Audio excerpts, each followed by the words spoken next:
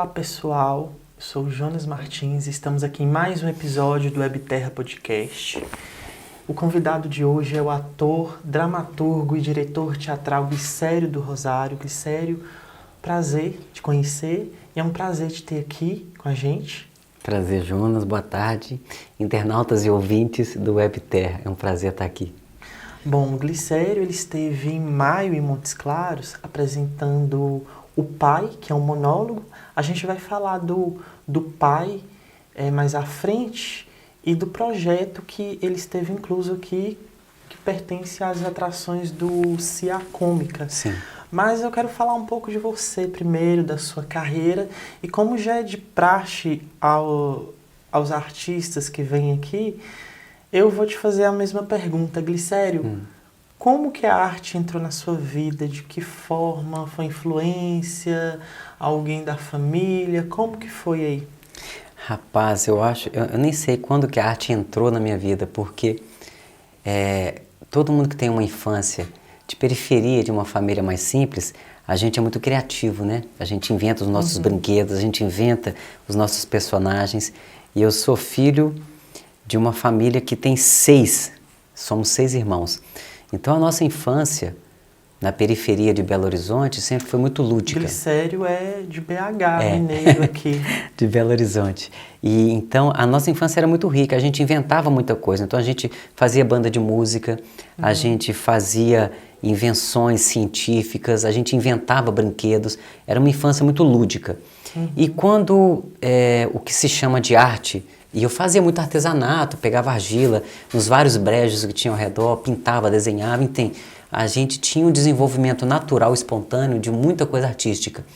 Mas, estrito senso, quando eu comecei a me entender assim, opa, esse negócio de arte é legal, não foi nem com teatro, foi com a dança. Eu comecei a fazer dança de rua, quando eu era adolescente. Em BH mesmo? Em BH mesmo. Dançava break na rua. Depois eu comecei a dançar os funks, não o funk que hoje se entende como o funk carioca, mas era o funk do James Brown. Na verdade, era o soul, né? Dançava muito isso na rua. Inspiração americana? Isso, total. E eu dançava muito bem, a gente tinha grupos de dança. Depois eu comecei a evoluir, fui pro jazz, eu fui pro balé clássico, dança contemporânea. Aí cheguei a ser até professor de academia de dança contemporânea. Mas quando foi em 88, se não me engano, eu assisti a minha primeira apresentação teatral, que foi o Pagador de Promessas. Isso foi na escola que eu estava formando o 2º grau na época. Quando eu vi a cena do Pagador de Promessas, eu costumo dizer que foi quase uma epifania, porque, assim, o que é isso? Isso é muito forte, é muito bom. E a partir daquele momento eu entrei para o grupo amador, a dança foi perdendo espaço e o teatro me ganhou totalmente. Aí toda a experiência, o meu traquejo corporal que eu tinha com a dança, com a luta também que eu fazia jiu-jitsu, bem no comecinho lá, isso tudo eu levei para o teatro. E hoje eu respiro teatro, escrevo teatro, penso teatro e levo o teatro para o cinema, para a televisão. Então não foi nem influência da família, foi influência de todo um modo de viver. Bom, você disse que a luta, o jiu-jitsu, a dança foram fatores que contribuíram para a sua profissão como ator. A sua formação, você é formado em letras, também de alguma forma serviu para isso, ou você fez letras para seguir uma carreira alternativa? Mais ou menos isso. Todo mundo sabe, não é novidade, é muito difícil a gente viver de arte, né? Principalmente se você fica só no teatro. Não é fácil você conseguir um reconhecimento, uma dignidade, um retorno financeiro. E eu fiquei um tempo em Belo Horizonte meio frustrado, porque eu fazia espetáculos que todo mundo elogiava, tanto a atuação quanto tudo. E era sempre muito difícil financeiramente. E eu resolvi então, falei assim, eu vou agregar isso, o meu profissionalismo do teatro, eu quero agregar com um ensino formal superior. Eu fui procurar letras, porque eu sempre gostei de escrever. Mas, de certa forma, eu acho que eu fui me enganar, porque eu não fui procurar uma outra formação para uma possibilidade de fuga do teatro. Na verdade, só estava agregando mesmo. Então, o que eu absorvi na graduação e no mestrado em letras, eu trago tudo para o teatro. Eu uso a teoria da literatura, que é a minha formação, para eu escrever melhor, para eu entender melhor a semiótica do teatro, por exemplo, entendeu? Então, eu sou formado em letras, sou mestre em teoria da literatura, mas eu sou ator, diretor e empreendedor cultural.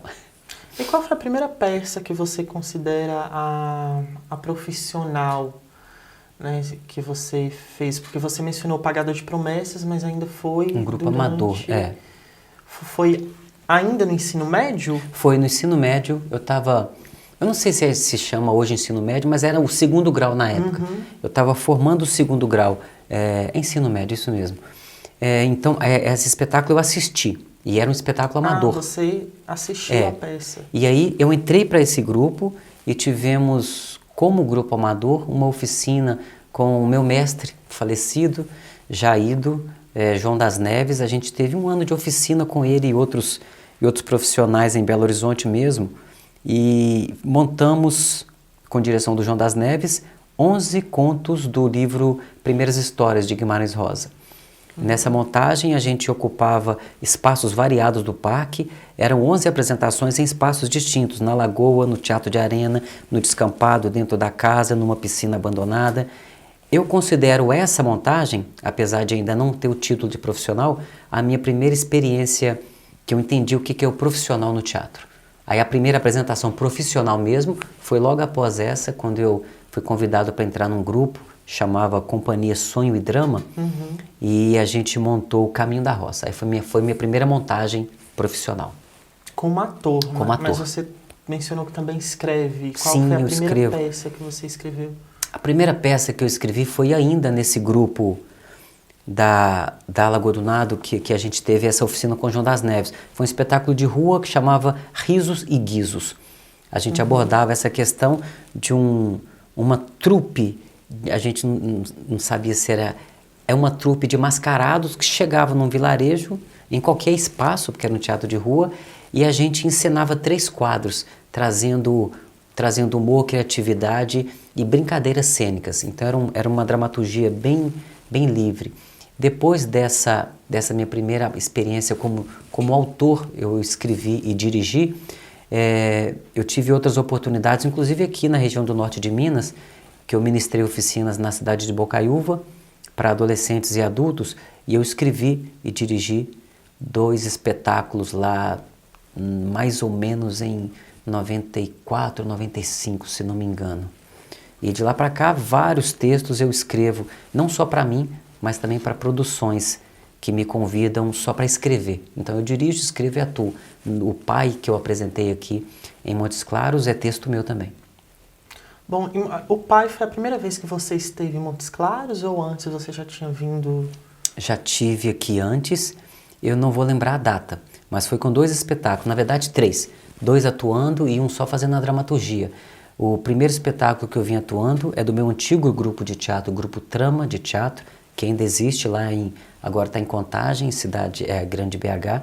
A gente veio com o espetáculo Homem da Cabeça de Papelão. Eram 3 atores, um espetáculo premiado, que a gente rodou muito por Minas Gerais, pelo país, assim, com convites não realizados, infelizmente. Então nessa fase você já fazia apresentações não só em Belo Horizonte, Sim. o estado, mas em outros Sim. estados do Brasil. Fazíamos. A gente fez uma temporada do Homem da Cabeça de Papelão no Rio de Janeiro. A gente fez várias cidades do interior de São Paulo. Sul, a gente participou, em Brasília também. Depois eu voltei em Montes Claros ainda com o espetáculo, meu primeiro monólogo, que chamava São Francisco de Assis a Foz. Eu também não me lembro o ano que eu vim aqui, mas esse espetáculo estreou em 2008. Então deve ter sido por volta de 2010, porque 2011, se não me engano, eu estava morando no Rio de Janeiro já, nessa época que eu comecei a ficar mais lá nas produções da TV Globo. E depois eu voltei, na verdade foi antes de São Francisco, eu voltei participando de um projeto da CIA Cômica, que tinha uma parceria com a Unimontes, que chamava Teia. Era um projeto que agregava oficinas teatrais, estudos, e culminou com uma montagem teatral que chamava... não é Baianeiros, não. Agora eu estou confundindo, porque fazia estudo esse norte de Minas, que é mineiro e é baiano, então esse termo baianeiro, eu vou lembrar o nome do espetáculo aqui já e falo, mas foi uma montagem, a convite da Cia Cômica, um projeto da Cia Cômica, em que eu vim para fazer a dramaturgia só desse espetáculo. Apresentou aqui em Montes Claros, na Unimonte, se não me engano. E o pai também fez parte de um projeto da Cia Cômica do Nelson Bambam, que inclusive participou de um encontro aqui comigo, certo? Foram 4 sessões aqui em Montes Claros e também chegou em Bocaiúva. O Pai, né, que é um espetáculo da Cia Patuá, que é o meu grupo de teatro, a gente estreou em BH recente e tivemos esse convite do Nelson Bambam, que é da Cia Cômica, para integrar esse projeto de retomada das atividades culturais pela Cia Cômica aqui no norte de Minas.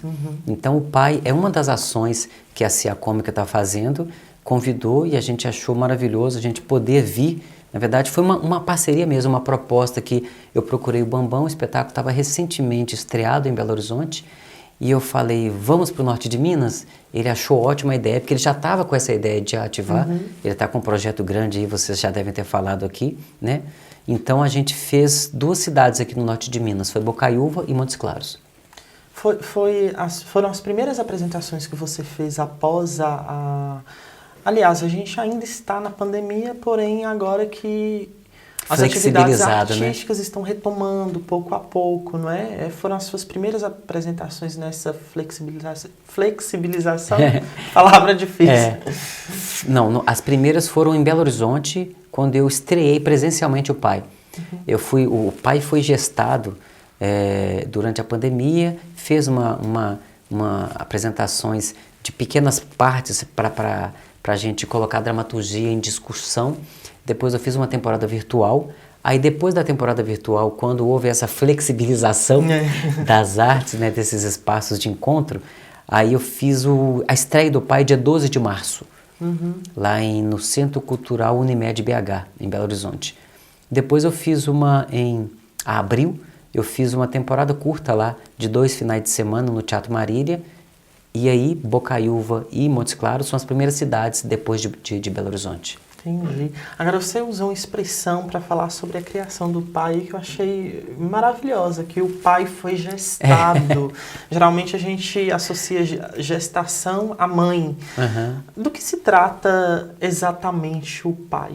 Pois é, eu gosto de falar que o Pai foi gestado porque, primeiro que todo processo artístico é uma criação. E quando a gente cria, a gente gere, né? E usar a palavra gestação, que é um vocábulo utilizado só para mulheres, é pertinente ao Pai, porque o Pai trata dessa necessidade de construção de novos afetos masculinos. Tinha-se muito, e ainda tem-se para muitos lugares, essa ideia de que homem não chora, de que homem não cuida da criança, homem não troca fralda, homem só provê. Uma parte do texto que fala assim, mãe cuida, pai provê. É nisso que tu crê? Será que para ser homem a gente só tem que prover? A gente não pode chorar? A gente não pode partilhar de igual para igual a criação e a educação dos filhos? Essa sensibilização desse sentimento, dessa condição masculina, é uma tônica muito forte no espetáculo Pai. São 2 pais que são apresentados em cena, um é um ator, que é uma parte bem autobiográfica, e outro é um professor de história. São 2 pais que estão em conflitos com seus lugares sociais de pai. E a história desses 2 pais, enfrentando esses conflitos, dividindo as suas sensibilidades, as suas dificuldades, ela é narrada por um MC, que traz esse tom urbano, periférico, do rap, para trazer a história desses 2 pais apresentando, que fala basicamente disso. A gente precisa de olhar para esse lado do homem que precisa entender que ele tem que cuidar. E quando ele se propõe a cuidar, quando ele se propõe a sensibilizar-se, a olhar uma criança em evolução como um ser e desenvolver o afeto do cuidado, ele possibilita a construção de novos seres, que são as crianças, os adolescentes, em uma sociedade um pouco menos com uma masculinidade menos tóxica, né? É uma discussão bem pertinente à atualidade, não é?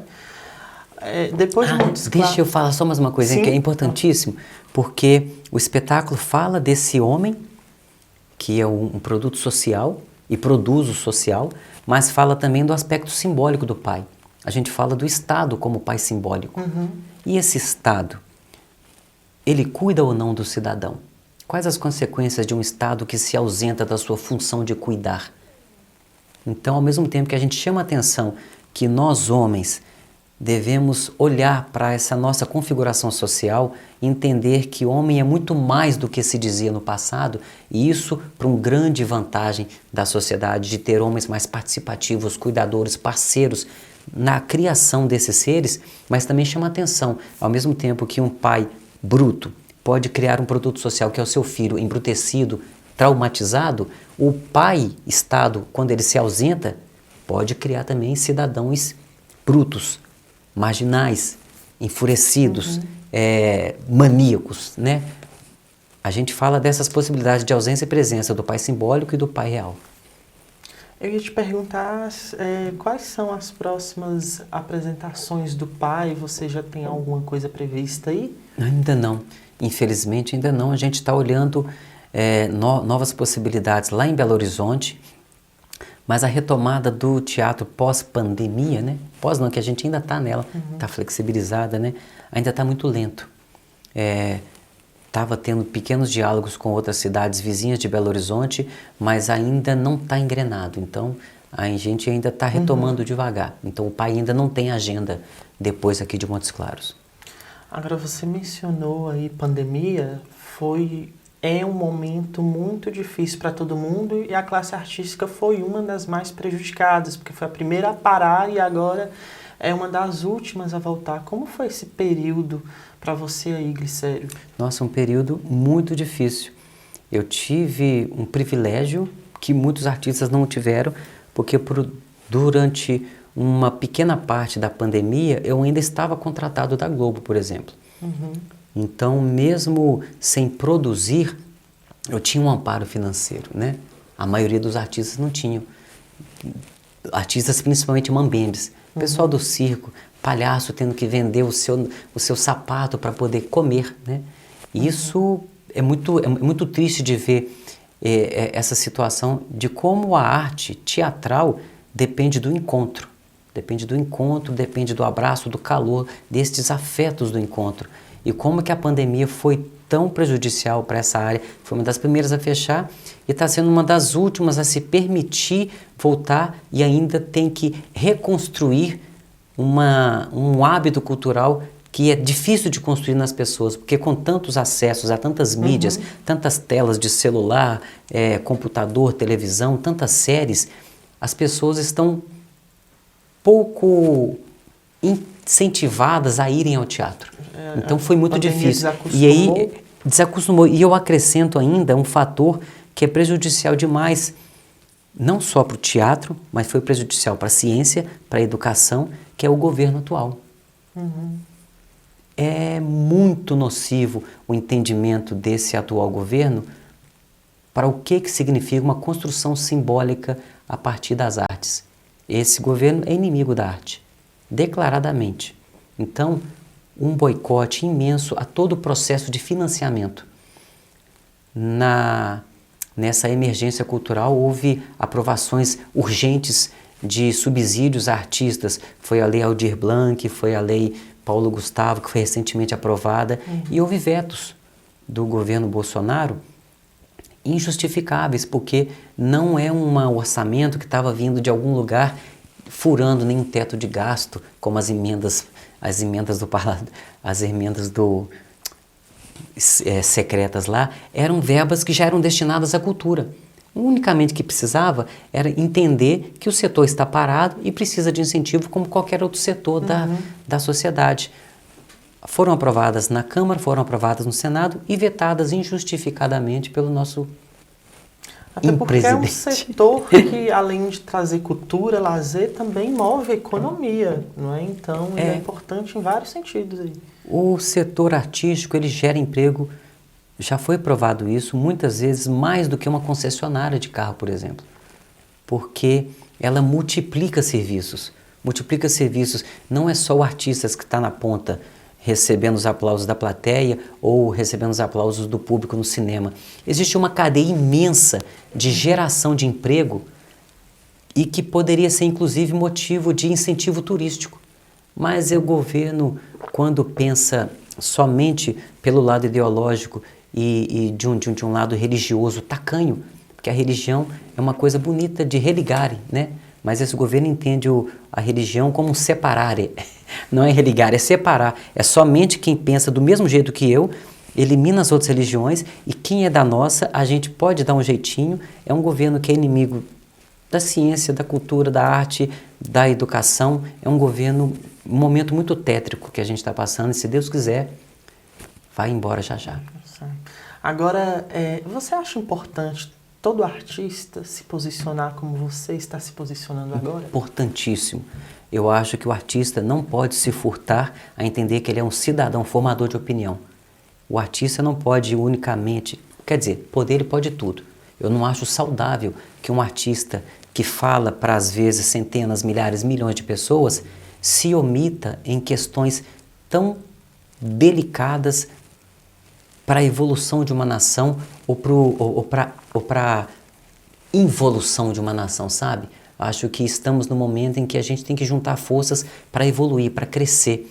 E se um artista que tem acesso a ser um influenciador, como tem os vários influenciadores digitais, alguns fazem coisas muito boas e alguns dão exemplos ruins, o artista ele influencia, ele pode influenciar para o bem.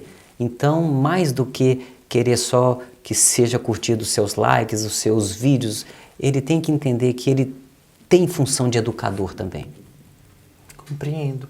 Agora, as redes sociais, elas se tornaram uma espécie de... Ela deu voz a muita gente, ela democratizou a liberdade de expressão, vamos dizer assim. Você costuma utilizar as suas para expor as suas opiniões em relação a determinados temas, assim como a política? Sim.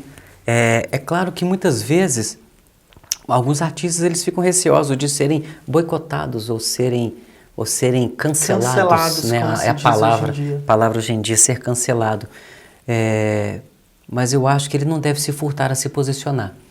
Eu não procuro fazer da minha rede social um palanque político, mas sempre que são questões delicadas, sensíveis, eu coloco a minha chancela. Eu apoio ou não apoio, minimamente. E quando é uma coisa tão tétrica que eu acho que faz mal não só para o meu setor, mas para a cabeça de qualquer ser humano, eu me ponho literalmente, quase bem de forma militante, e falo assim, fora Bolsonaro. Não sei se aqui é o bom espaço de falar isso, mas eu faço isso em todo lugar que eu me permito. Eu tô adorando. Fora.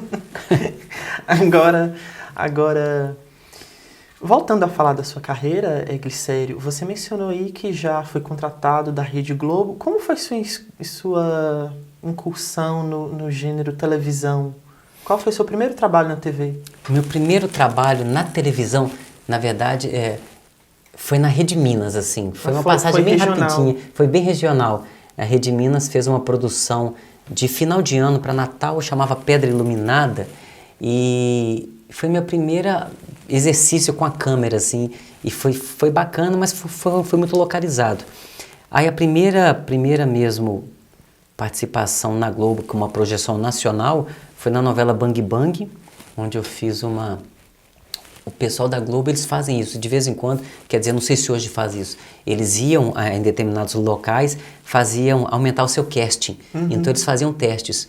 Eles me indicaram, eles sempre procuram produtores locais, então assim, me indica pessoas, na época, que eu estou querendo aumentar o nosso casting local. Aí me indicaram, então assim, eu fui indicado para fazer o teste, fiz o teste e depois de pouco tempo me chamaram para uma participação. Aí foi uma participação muito engraçada, porque foi na novela Bang Bang, que era um besterol, né, que brincava com o faroeste. Era uma novela ao estilo se passava no Velho Oeste. No Velho Oeste, Então era uma brincadeira, um deboche, assim, com o estilo do Velho Oeste, o gênero do Velho Oeste. E eu fiz um personagem engraçadíssimo. Na época eu estava apresentando Fazia pouco tempo que eu estava apresentando O Homem da Cabeça de Papelão e a gente apresentava careca. Os 3 atores ficavam carecas. E eles aproveitaram essa careca. Na verdade, eles falam assim, você pode rapar o cabelo? Eu falei, já estou de cabelo raspado. E eu fazia um secretário do falso Dom Pedro II, que chegava numa época. Então foi uma participação hilária, assim, divertida, gostei. Depois dessa participação vieram várias pequenas participações. Fiz participação em Paraíso Tropical, em Força Tarefa, até que veio o meu primeiro papel numa novela integral, que foi um presente, foi uma delícia fazer o Setembrino de Cordel Encantado. Cordel Encantado. Você atua ao lado de Marcelo Novaes. Marcelo Novaes. A gente atuava com Osmar Prado, um grande ator, muita gente legal, Bruno Galhaço, Cauã Raymond, a gente Natália Dill, era o núcleo que a gente fazia parte, né? Depois de Cordel Encantado, a próxima novela que eu fiz na íntegra também foi Joia Rara, onde eu tive uma parceria deliciosa com o Cacau Protásio. A gente fazia um casal cômico, porque eu sou baixinho e a Cacau Protásio é grande e enorme, e eu era pequenininho, e nós éramos um par romântico. Então era uma coisa muito hilária. A Cacau é uma parceiraça de criação, uma ótima atriz. Tanto Cordel Encantado como Joia Rara são da Duca Rachid e Thelma Guedes. Thelma Guedes e Duca Rachid, ambas também com direção de Amora Maltner, que é uma diretora de núcleo mesmo. E ela sempre gostou muito do meu trabalho, sempre procurava me trazer. Depois dessas duas, eu fiz ainda com Amora Maltner, só que agora não com Thelma e Duca, mas com João Emanuel, que foi A Regra do Jogo. Regra do Jogo, uma novela das 9. Eu tinha um personagem que fazia parte de uma facção criminosa, era o Paturi. Ele era um integrante dessa facção, que era como se fosse uma coisa grande, meio de máfia, assim, era bem bacana. O Jackson Antunes, que é daqui do norte de Minas, ele também fez essa Isso, novela, né? O Jackson Antunes era o tio. Ele era o que a facção se denominava com nomes familiares, alcunhas familiares, né? Então o Jackson Antunes era o tio, onde ele era um dos grandes chefões, e o Paturi, que é o meu personagem, era como se fosse subordinado a ele. E era uma novela muito bacana, muito legal. Meu personagem era assassinado pelo Tony Ramos. Foi a primeira vez que você morreu? Foi a primeira vez que eu morri. E foi uma morte bonita. Foi uma morte bem bonita. Aí depois da Regra do Jogo, eu fiz algumas pequenas participações, acho que foi Pé na Jaca, teve A Lei do Amor, que era uma novela da 7, se não me engano. Era um personagem bem engraçado, era Carlão, era um posto de gasolina. E só que é um dó que a novela ela se perdeu um pouco nas tramas do Ibope, e aí vem aquelas reformulações que as obras abertas recebem, então teve que limar muitos capítulos e vários personagens. Aí nessa meu personagem acabou saindo, mas era um personagem muito engraçado. Aí depois veio Órfãos da Terra, que também foi um presente maravilhoso. Vencedora do Emmy. Vencedora do Emmy. Eu fazia o personagem Caetano Batista, que era um nordestino, que fazia parte de uma família que tinha descendência árabe, né? Não é árabe que é o certo falar, mas agora já... Libanesa. Libanesa, que era uma novela maravilhosa, falava do tema da imigração, do preconceito, era muito boa essa novela. Foi uma novela deliciosa, foi minha última novela na íntegra. Ela gravou em 2019, se não me engano.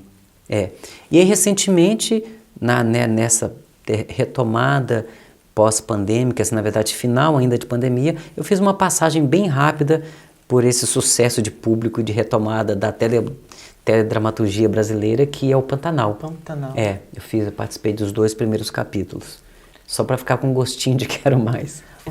Você não chegou a gravar no Pantanal porque o seu núcleo era do Paraná, ali na história, né? Do núcleo dos Marruá naquele início, que eles perdem as terras. E migram para o Pantanal. Que migra para o Pantanal, na verdade, é só a Maria Marruá e o marido, que agora não lembro o nome, que fazia o Gil Henrique. era o filho. O Gil era o filho. O marido, que é do Henrique Dias, é Zé, acho que é Zé. Acho que é Zé.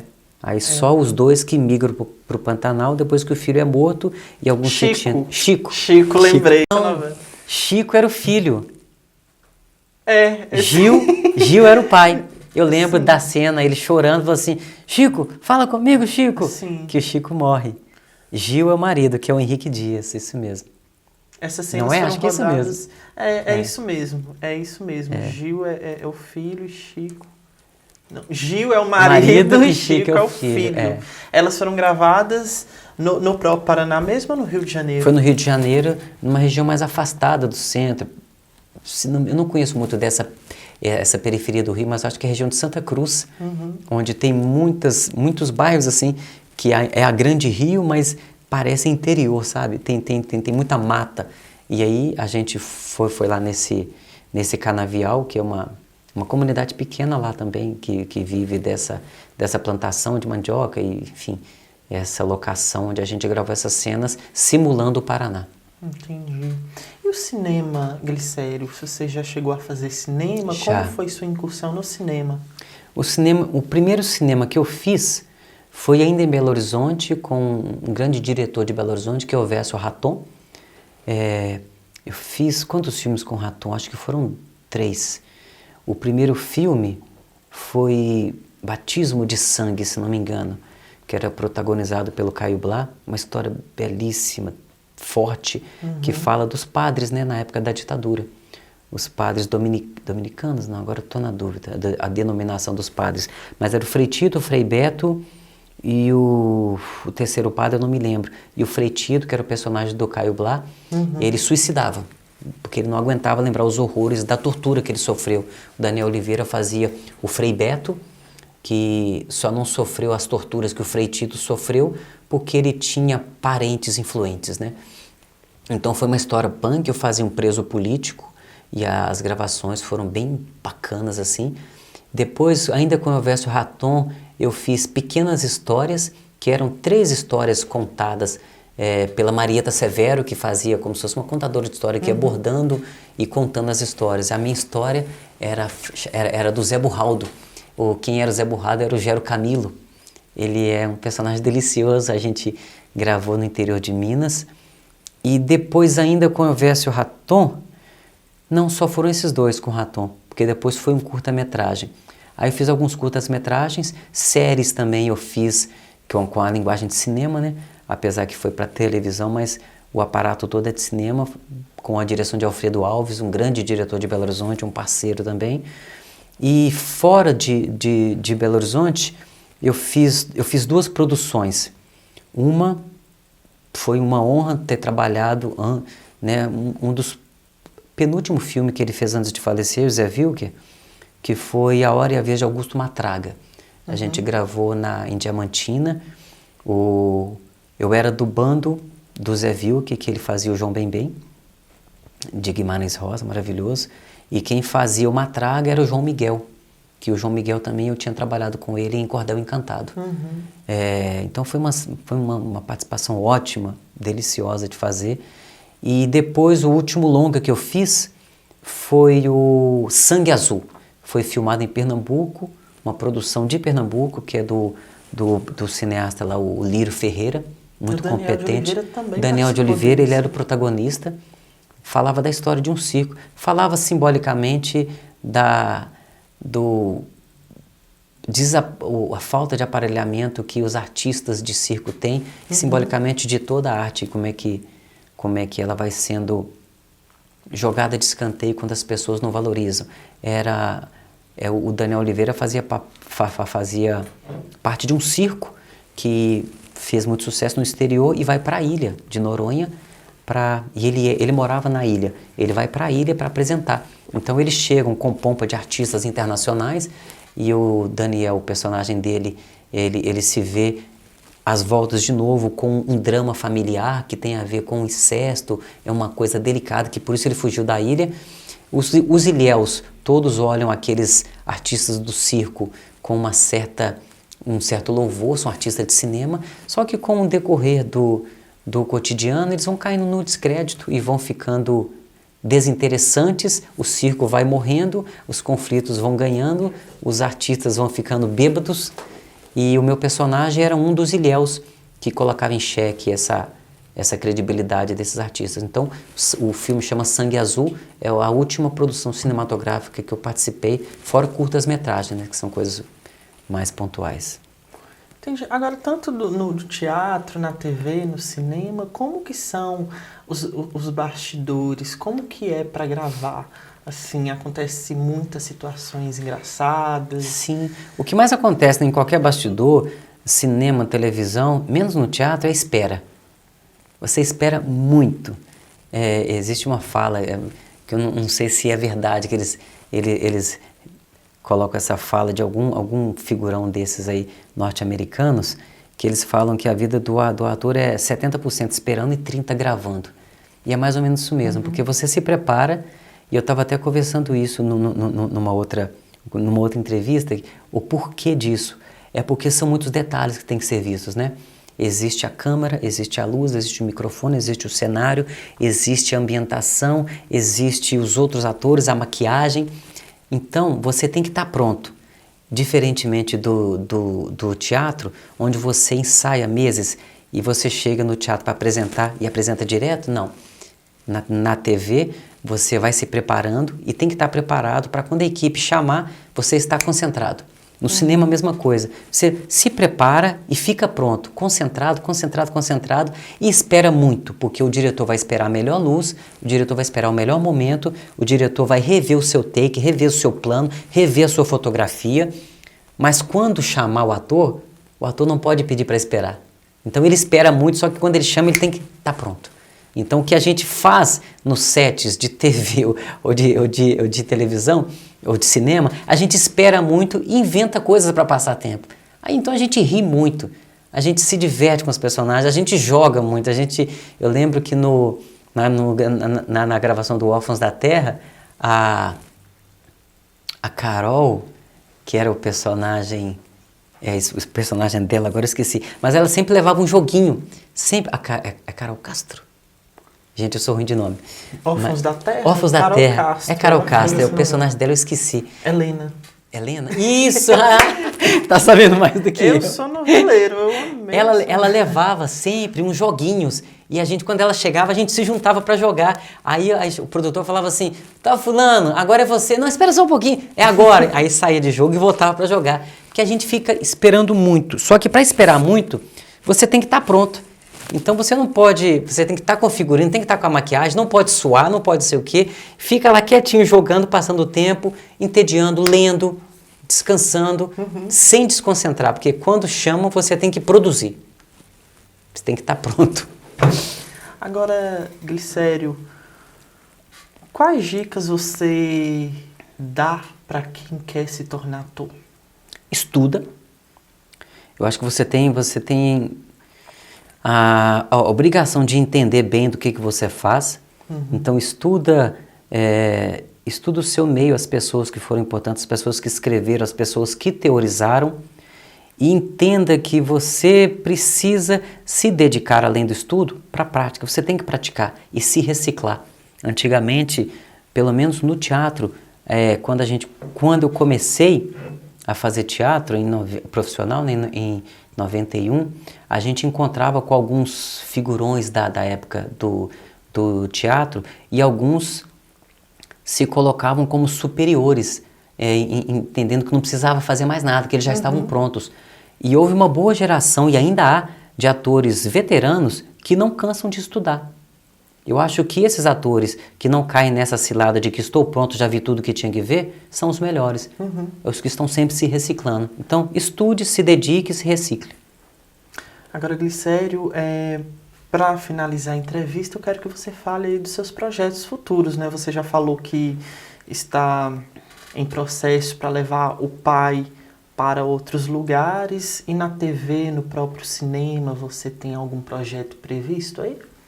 Tem. Bom, no teatro a ideia agora é a gente rodar bastante com o pai.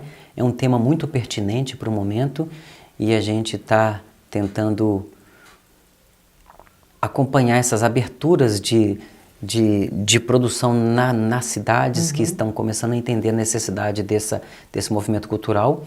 No cinema eu vou participar agora de 2 séries, uma série de produção local de Belo Horizonte, que já está sendo filmada, e vou participar de uma série também, ainda para TV fechada, se não me engano, com produção de BH com parceria de São Paulo.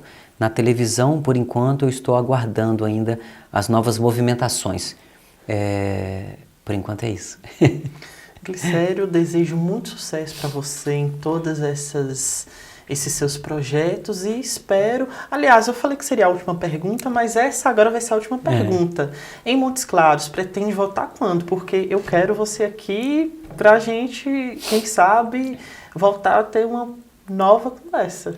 Pois é, rapaz, uma professora e uma agitadora cultural aqui de Montes Claros foi assistir o espetáculo e ela ficou encantada e falou assim, não, você tem que voltar aqui. E tanto em Bocaiúva também, eles falaram, você tem que voltar aqui para a gente conseguir promover melhor isso. Então existe não uma proposta, mas existe um pedido, assim, pensa nisso de você voltar, com o mesmo espetáculo, o mesmo pai, porque tem gente considerando que foi muito rápido que ficaram sabendo, sabe? Então, por enquanto, só tem essa possibilidade. Ainda não tem nenhum projeto ainda engatilhado com o Bambam, por exemplo, que é o elo de produção local, né? Ou então fica aí o convite. Obrigado, Jonas. Para você voltar a Montes Claros e aqui no nosso Web Terra Podcast também. Certamente. Voltando à cidade, eu volto aqui. Muito obrigado por ter aceito o nosso convite. E, pessoal, você confere essa nossa conversa no Spotify e também na nossa página no YouTube. Muito obrigado pela audiência e até o próximo episódio.